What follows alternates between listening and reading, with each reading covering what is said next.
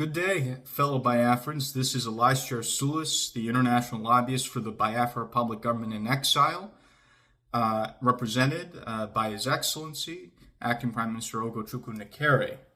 It has been a while. It's taken a bit for me to do another video.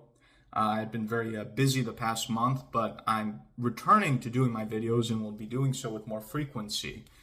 I think this episode will be one that'll be extremely helpful for all of you.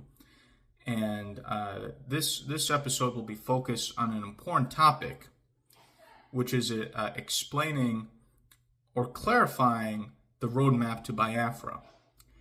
One of the major issues that I realized that I anticipated before the convention in Finland, and we saw in the aftermath of the convention, is that unfortunately there was not a complete understanding amongst some Biafrans of the purpose of the convention, understanding what is the United States of Biafra, and understanding what the Biafra government is doing. I had concerns even before the November 29th to December 2nd convention in Finland.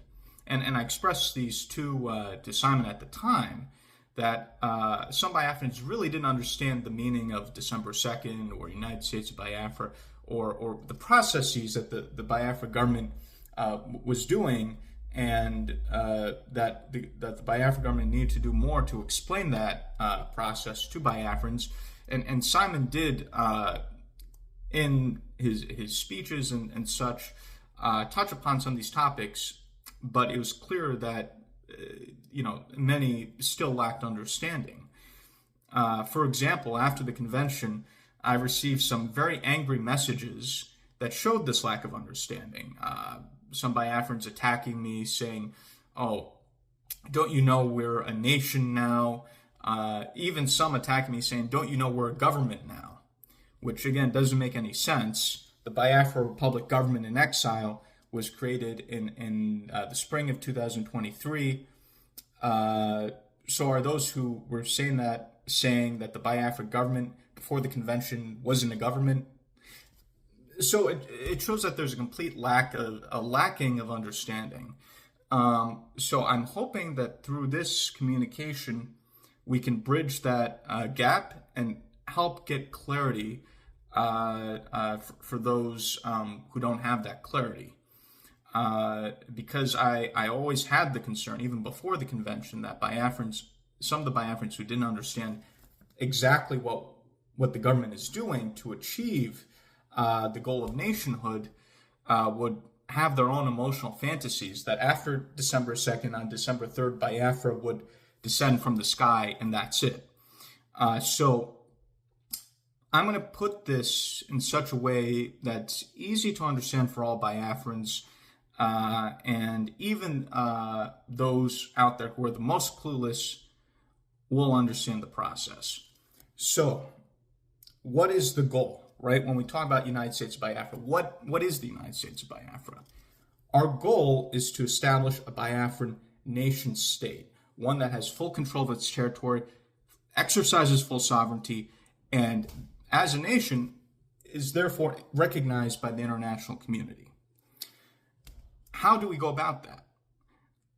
An acronym that I'm going to use that's going to make things very easy for you to understand is what I call the 3 R's. The 3 R's. The 3 R's being, number 1, redeclaration. Number 2, restoration. Number 3, recognition.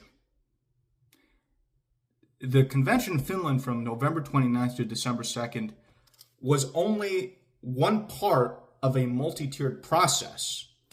The part of the problem is I think some Biafrans got so emotionally attached to December 2nd, emotionally attached to the convention, that in their own mind, they put everything else aside and they thought that the declaration itself was the end-all be-all, that we declare Biafra and that's it.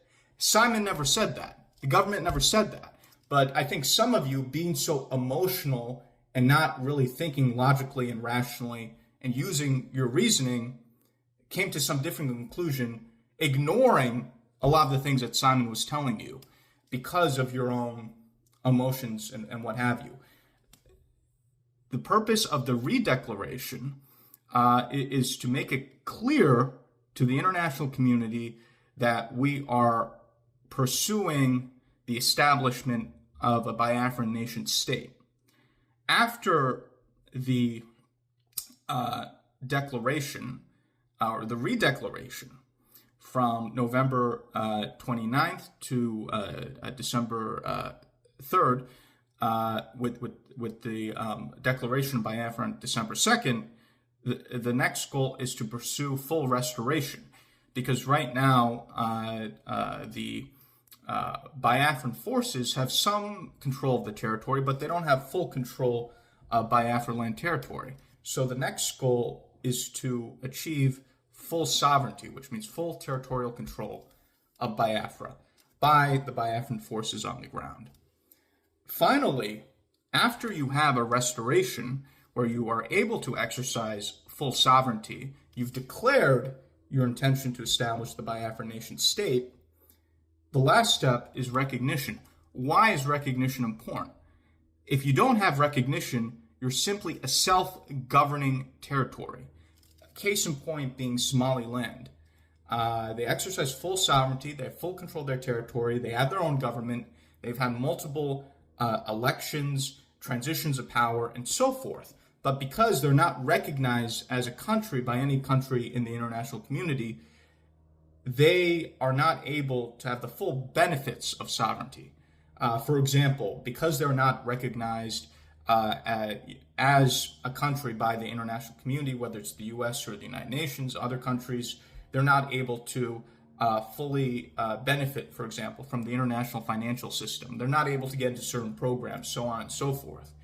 That is why Somaliland is very aggressively pursuing its recognition. It's been undergoing an extremely intense lobbying campaign in the United States, and they have a lot of momentum. There's a very good chance that the Trump administration will recognize Somaliland as the newest nation in Africa. And Somaliland has offered very good terms to the United States in terms of military deals, defense deals, access to military bases and ports, etc. So that is what we're trying to achieve, and I think the way to envision it is, and another attack which never really made sense. And by the way, this is not personal to me. If Simon was not detained, some of these emotional Biafrans who didn't have any understanding of what I just explained to you would have attacked Simon in anger or in their emotions, not understanding what any of this is. So again, I'm not offended anyway. I know a lot of these attacks came out of emotion of not understanding the dynamics of how we're going to achieve Biafra. But it's our job as, let's say, a government or me as a lobbyist to explain this to you so you have that proper understanding and can have a conceptual basis for knowing exactly what it is that we're trying to achieve in our efforts. And so, that's really the key is to understand the 3 R's. I think I'm putting it in such a way that everyone out there is able to comprehend how it is and what it is that we're trying to achieve. And another analogy I'll use that'll be very helpful for you is, some people who were very upset with me after the convention, or not upset with me, but just upset generally, and then they externalize that anger into lashing out at me and other people, is I've received a lot of comments saying, "Oh, Elias, we're no longer Brgie, we are USB." Let me explain this to you. United States of Biafra is the destination. What is United States Biafra? It's a fully established Biafran nation state that exercises full sovereignty, that has restored the control of the territory, and that is now recognized by the international community. That is the goal. USB is the goal. Brgie is the vehicle to get to the goal. Brgie is the vehicles. Like Brgie is the car. USB is the destination. You're going to the destination.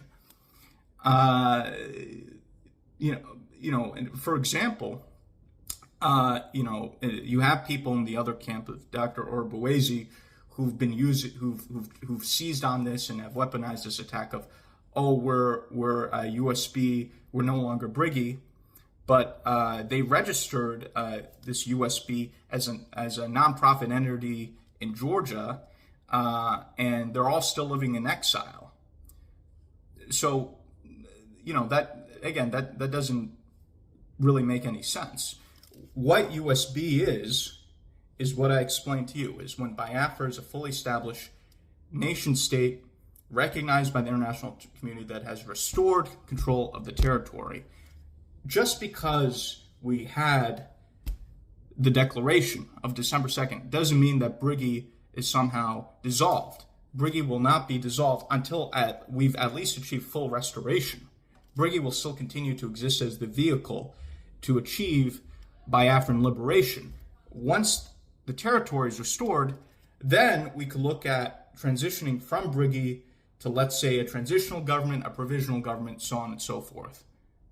So I think part of the problem, and I do think this is an area where, frankly, the government could have done better, is that there's so much hype and so much promotion of December 2nd, December 2nd, December 2nd. There's not enough education about what December 2nd means, what United States of Biafra means, what all this means. And because of that lack of education, and because people were so emotionally hyped up, after December 2nd,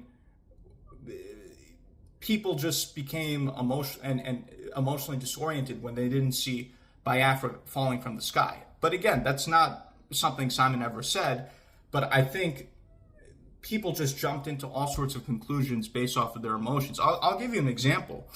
One of my Biafran friends told me that she knew a gentleman who's a driver who has a truck, and this person told my friend, after December 2nd, Biafra is going to basically descend from the heavens. I'm going to sell everything that I have in the West, including my truck and everything, and I'm going to move back to Biafra land a month later in January of 2025. And my friend had to explain to this gentleman, okay, just because we've had the declaration doesn't mean we've, after that, yet have achieved full sovereignty. What airport are you going to use? Isn't the airport that you're going to use to get over there into Biafra land still controlled by Nigeria? What about the village that you're from? And explained it to him and talked him out of this crazy thing he was thinking about. And explained to him that you can only move back to Biafra once Biafra is at least fully restored, then that's when you should go back. And was able to talk this gentleman out of, this harebrained idea that he had. But, that's the problem, is unfortunately some of the people in our movement are not able to think, are not able to reason, don't have any understanding. So I think it's our job to help educate, to help enlighten Biafrans about all these different dynamics. So I think this has been a cause of much confusion which has then been manipulated and exploited. So I think with me explaining this and breaking it down in a very simple way that I hope all Biafrans can understand, this will eliminate a lot of the confusion. Again, just think about it as the 3 R's. The 3 R's. Redeclaration, restoration, recognition. Redeclaration, restoration, recognition. This is a serious undertaking. Biafra is not going to descend from the heavens, descend from the skies. We're going to have to put in a lot of work in multiple vectors in order to achieve it. The problem is, unfortunately, some of our Biafran friends, because of emotion, they fly off the handle, they go into fantasies, and when the fantasy doesn't match up with the reality, they become extremely angry, they become disoriented, and they start lashing out at the people who are around them, whether it's me. If Simon was not detained, I'm sure there were Biafrans who, after December 2nd, would have started attacking him. So, I know it's not personal. I know it comes out of emotion. But you, as a member of the Biafran independence movement, as a supporter of the Biafra government, you have a responsibility to educate yourself or allow yourself to be educated by others so you have an understanding of what it is we're doing and what it is we want to achieve. So I'm hoping that this provides at least some level of clarification, because there have been I've seen such confusion over what I think are frankly very basic concepts. So I hope this helps. And I would encourage you, because I know Biafrans talk to each other, that you can further discuss what I've laid out here in your video forums, in your chat forums, and your Twitter Space forums. Have further discussions about what I laid out here. So I hope this is helpful. I'll be putting out many more episodes on a regular basis from now on.